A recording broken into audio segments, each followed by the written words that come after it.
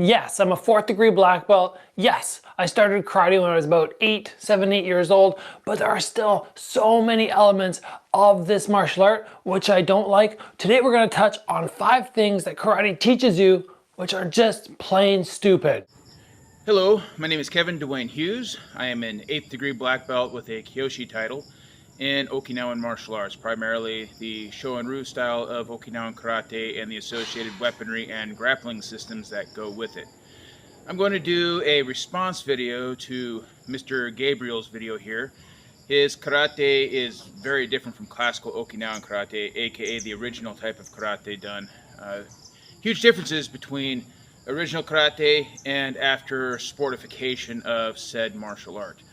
So what I'm going to do is I'm going to sit here and show what he's doing, and then I'm going to explain the way original karate does it and the way I wish modern karate would go back to. I like to think of myself now not so much as a karate practitioner, but somebody who's more of a martial artist. So this is the first point that needs correcting.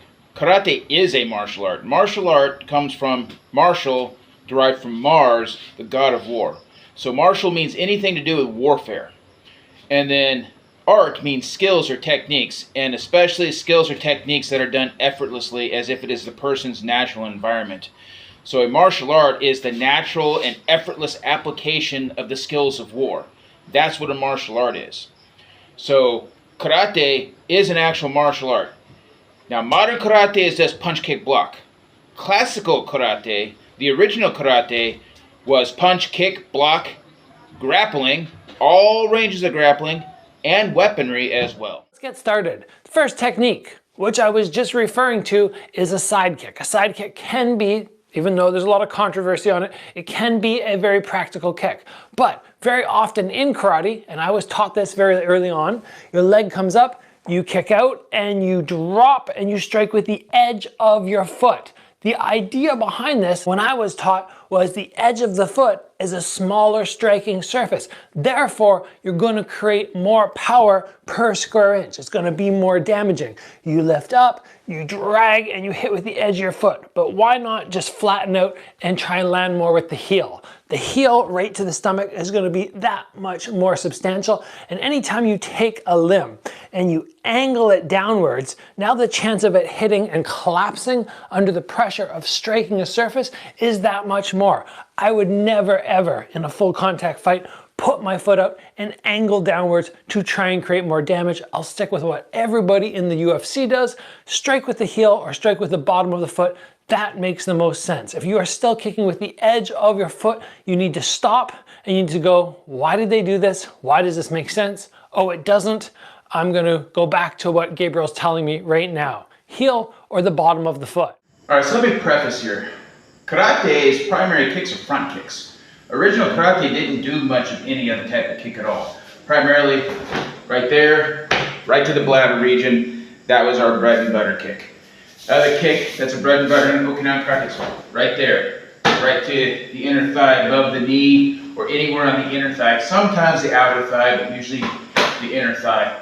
Bladder, primary kick target for classical Okinawan Karate.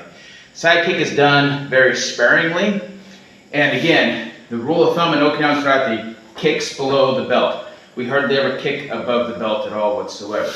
So whenever we do a side kick, we're not trying to kick up to the head or into the chest. Sometimes we will, but most often our kicks are down into the outer side of the thigh, above the kneecap, not right at the knee, but up into this region up here, anywhere into the thigh region. We might even side kick into the groin, less likely, but primarily into the leg zone right here. And we are not going to use the edge of the foot, we do use the heel. The edge of the foot thing, that's something that came in with Japanese karate when they were trying to add kicks in that the original Okinawan karate did not do. So they started pulling kicks from all over the place and trying to add to the number of kicks, since Okinawan karate doesn't do a lot of kicks. So the hitting with the edge of the foot, that is actually not a karate thing at all. That is something imported by the Japanese and adopted also by the Koreans. Sort of ridiculous thing that karate teaches you is a ridge hand. Now I know there's going to be a lot of people out there who are going to say, Gabriel, guess what? Karate combat allows ridge hands. Therefore, they must be legit. But I have not seen an awesome clip yet of somebody throwing a wicked ridge hand and knocking somebody down. Yes, maybe it will come, but again, 1 out of 1,000 times this is going to work because, let's face it, a right hook is just so much better. When you come in here, there's so many things that can go wrong. What happens if you land with your thumb? What if you land with your fingers? If you come too high up, there's not going to be enough power. There's so many elements of a ridge hand which don't make sense, and it's essentially the same motion as the hook, except we all know a right hook really works. We look at these karate techniques, they were taught, and we go, ooh, they don't make sense, but what is the alternative technique that does create a lot of damage? So in my mind, anybody who's throwing ridge hands on pads, just stop that and go, okay, we're gonna throw a right hook. So the first thing I'd like to say about the ridge hand is the ridge hand and the hook punch are 2 different ranges of attack. So you can see here from the side, I'm gonna throw a hook punch. I got about this much range right here. So my hand is now marking the range of the hook punch. But my ridge hand, look at how much further out that goes. So the ridge hand has a much further range than the hook punch. So 2 entirely different ranges. So you can't replace a ridge hand with a hook punch because they are 2 different ranges. Unless you're going to throw your hook punches way out like this, which would be an incorrect hook punch, or you're going to try to do a big old haymaker punch like this.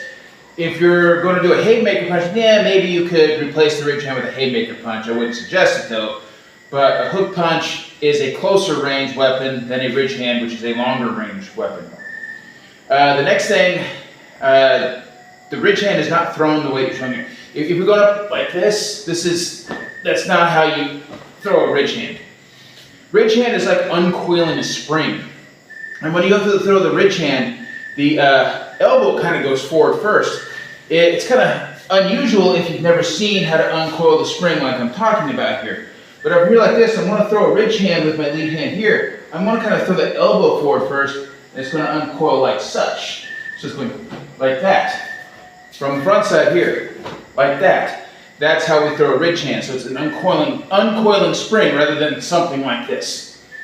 The next thing I'd like to point out about the ridge hand is also for knife hands too. We're actually primarily hitting with the forearm, not with the hand. Our objective is to hit with the forearm, and our target is primarily the carotid artery, the throat, the back of the neck, those areas. Those are the primary targets for this in particular weapon. Same for knife hand, haitouchi or ridge hand, these areas here in the neck. So this is soft. It's going to be difficult to break your hand hitting soft. But we still condition our hands. I mean, you see here, we come through, we condition so that we can hit hard things. So if we do miss a soft target, hit the skull, we don't break our hands. So we do learn how to condition. Anyhow, whenever we hit with here, one thing we try to do is when we hit back here, that way after we hit, we can grab them. Hit and then grab and start grabbing. Because notice in karate, I might do something like this. If a punch comes in next, this comes back to the hip here. This represents grab and pulling them. So when I hit them with the ridge hand, hopefully hitting with the forearm, I'm going to get behind their head, then pull their head in as I throw the next punch. So there's a little bit of information as to why the hand comes here in the kata and waza and stuff that we practice.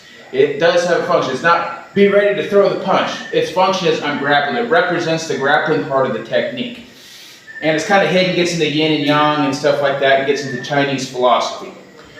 So another reason we have that condition is if I'm throwing this and they back up on me, and then my hand hits, I need to be ready for my hand to make contact with the target. So I train myself so that I hit properly so that I don't break my thumb. But anyhow, I hope you see the difference in ridge hand. So there's another way to throw ridge hand too. The other one's pop it over like this, where it just comes over and just pop it. But we're trying to do a glancing blow into the nerve plexus and arteries on the side of the neck. It's not a knockout blow like that one right there is supposed to be. Now, as far as how dangerous it is, I've been training since the 70s. I started in 1977. My official training started in 1988, but my unofficial training started in 1977. And back in the 70s, and I didn't learn about this until the 80s, but back in the 70s, and I don't remember which promotion it was or circuit or what it was. Someone killed someone with the ridge hand, and that in particular promotion or circuit or whatever banned the ridge hand from it. The guy hit him in the skull, fractured his skull, and then they died from the skull fracture. So the ridge hand can be a very lethal. The most common karate techniques that you're going to see time and time and time again is a back fist. And a back fist, even though I used to throw it all the time when I competed, it makes so little sense. When you come this direction with a hook, you gain loads of power. When you come down the middle, you gain loads of power. There's no body momentum in a back fist when you throw it without a spin. If you add the spin, then lots of body momentum. Sure, you can come around and create tremendous impact, but lifting your elbow up and snapping out and striking with this portion of the knuckles, it's just not going to be damaging. And we don't see people throw this in the UFC.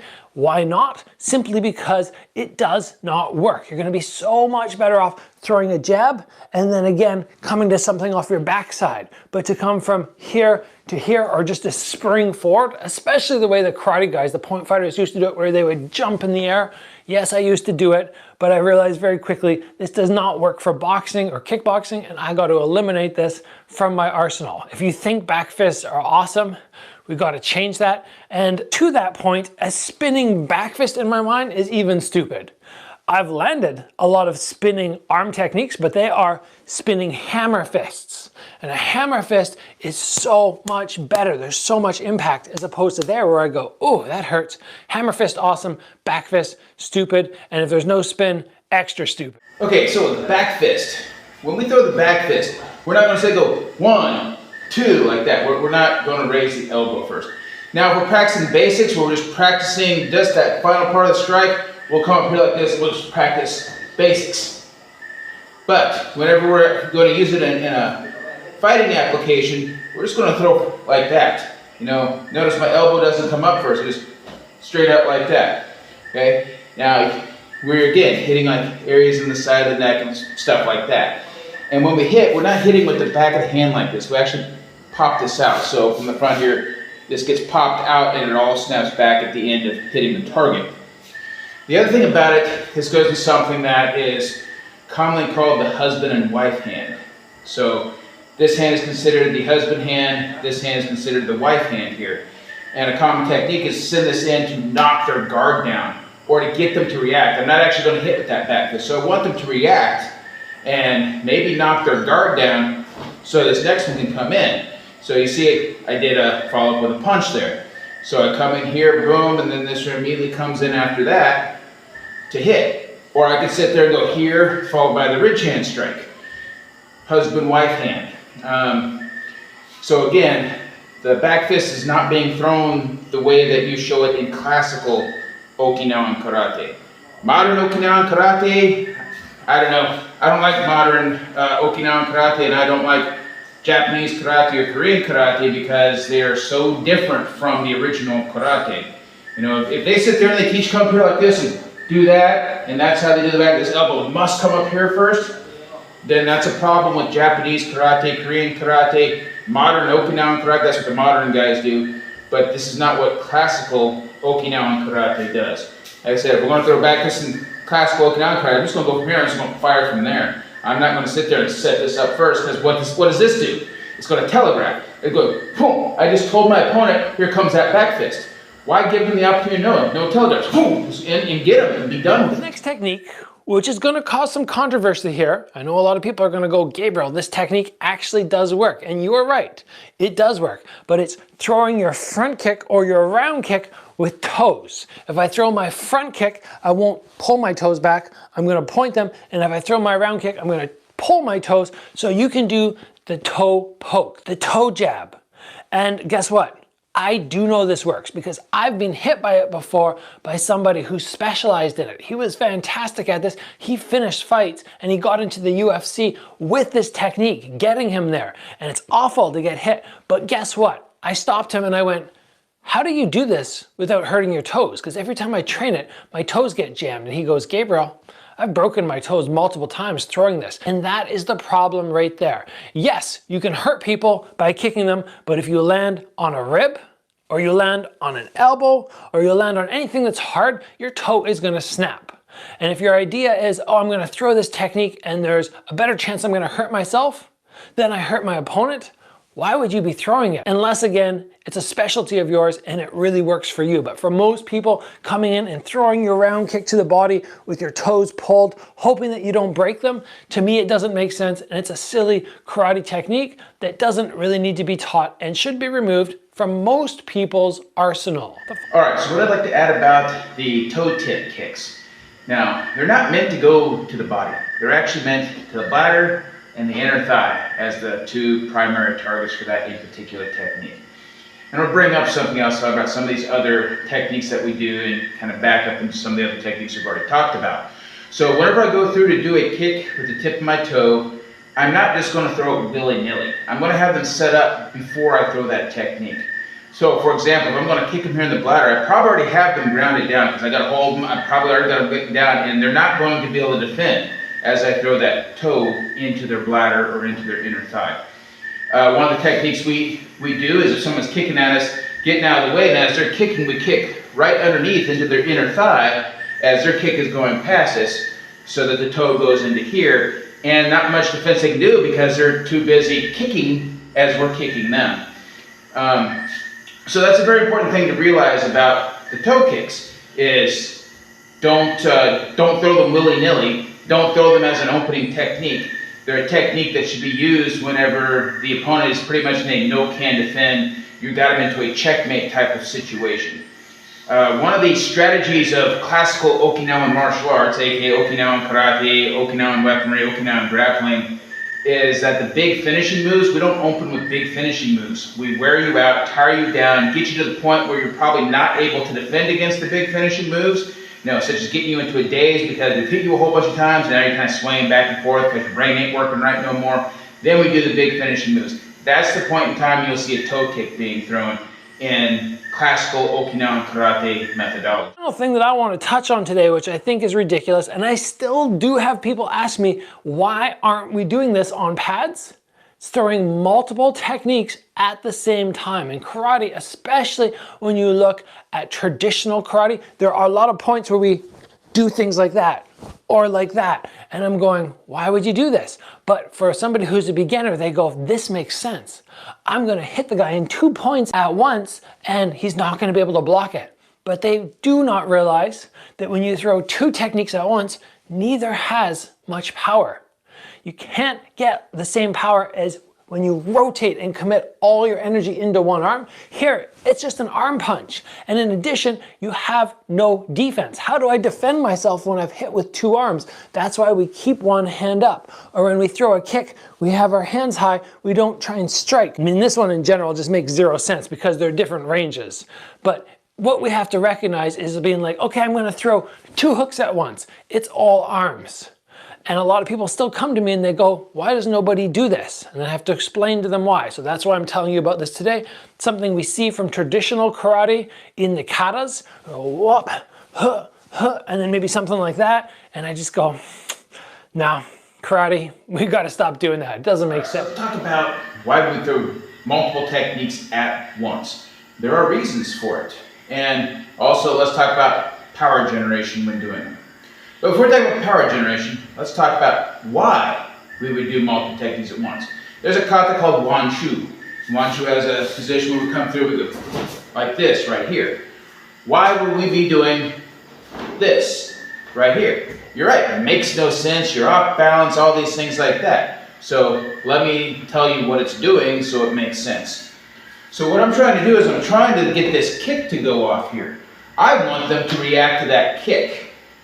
This comes in because as they react to that kick, this comes down to keep anything from coming back up. So I'm impeding their guard from coming back up after defending against the kick that they think is coming in to hit them. So this comes in here, they defend against this kick that I had no intention of actually landing on. I just wanted them to react to that kick, and as they react to that kick, I'm holding their guard down and poking them into the eyeball. That's the way it works. I could also poke them in the throat too. Depends on eye, throat, whichever one's open. But that's one reason for techniques like that. Another reason, when you see something like that right there, it may not just be a punch. It may be a grappling maneuver that is hidden within the kata. Remember I mentioned earlier about yin-yang type philosophy is integrated throughout karate training. And so if you don't understand yin and yang philosophy, you may not understand everything in karate. And especially the modern karate guys, they probably went poo-poo on Chinese philosophy, and as a result, lost some of the concepts that are being taught and how things are being preserved and how things are being hidden from wandering eyes. Now, when it comes to the kinetic change for power generation, so yeah, if I'm throwing one, I'm able to easily rotate my whole body and get the kinetic chain going that way. But whenever I'm going to throw, let's just go 2 punches straight out like this. You're right, I can't rotate this way, because if I rotate this way, I'm going to change the range between the two. And when I add power to this one, I'm taking away power from the other one. So I have to use a different kinetic chain. So I shouldn't be going like that, just arm like that. Like that. You see how my whole body came forward like that to throw the punches. So I have to have a different kinetic chain to throw 2 techniques at once in order to generate enough power. Now, again, like I said in the other segment, a lot of these techniques where we're going to throw 2 punches at once, that's a viable technique if you know what it's doing. It's not an opening technique. It's one of those ones where I said, they're already in the daze. I've already beaten the living crud out of them. This is now the finishing move that I'm coming in with.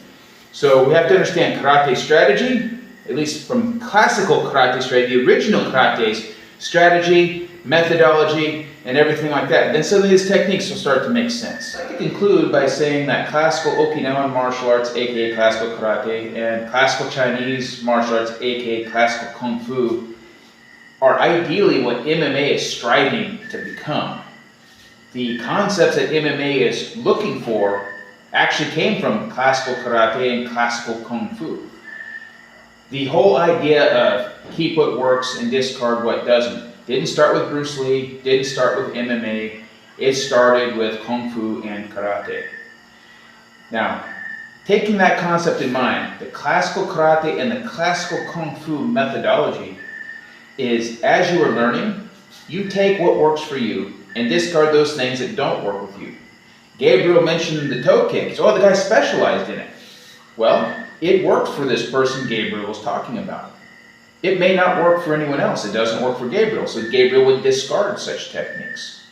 I myself, there are techniques I've been taught, they work for other people, but they don't work for me. So there's no need for me to know those techniques. Now, I myself as an instructor, I need to know more techniques, because what works for me may not work for my students. And this is one problem we get into with modern martial arts, is we're trying to teach what works for the instructor, but the students, it may not work for the students. It may work for some, may not work for others. And why is this the case? Well, we're different mentally, we're different physically, and as we get older, we may end up with different injury modes. My karate has morphed over time because I have injuries I have now that I didn't have when I was a young man. So my karate has changed over the years because of injury. Plus my body's changed and my mind has changed over time. So my karate is constantly evolving and morphing as I change myself.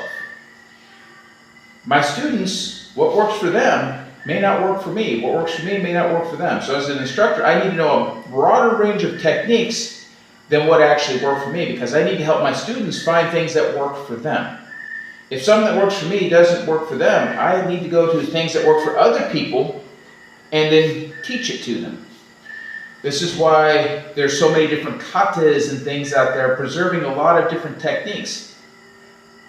I practice religiously the techniques that work for me. The techniques that don't work for me, I don't practice religiously, but I practice them enough so that I understand them, so that I can teach them to students, because those techniques might work for my students. Now, in the classical sense, my students only have to keep what works for them, unless they go on to teach. If they go on to teach, they must understand the techniques that don't work for them so they can teach others, because their students, some of them will have things that work for them that does not work for the teacher. So, in conclusion here, or in closing here, I just want to say, I hope we could all get together and learn and understand from each other and not bash different martial arts. I'm not saying Gabriel's bashing anything. He seemed very respectful in what he was saying. But I wish we all get together and understand each other and try to, if something doesn't work in karate, go look and find out why it doesn't work. Maybe it's something that doesn't work because it was taught using certain equipment or certain methodologies, or something was different as to why it doesn't work today. At the same time, maybe it doesn't work today because the true purpose of it isn't understood. Maybe it's been lost in time. Maybe, here's a real bad thing, don't want to teach the Gaijin all of our secrets. Gaijin means foreigner. And that was the case in many, many instances, that sometimes the Gaijin wasn't taught all the secrets, and then they come to the Western world, start teaching what they did know, and then suddenly things don't make sense because the secrets to why it works weren't passed on. But anyhow, people like myself still exist. There's a few of us that still do the classical Okinawan methods. Ask us. We could probably explain to you why it works, or explain to you, nope, that's not even a part of karate. That was something that was added in modern karate, but it's not a part of classical karate. But anyhow, the more we share, the more we learn, the better we get at things. Anyhow, I'd like to thank you all. God bless you all. Thank you for watching the whole video. Once again, I'm Kevin Dwayne Hughes, signing off the air. Take care.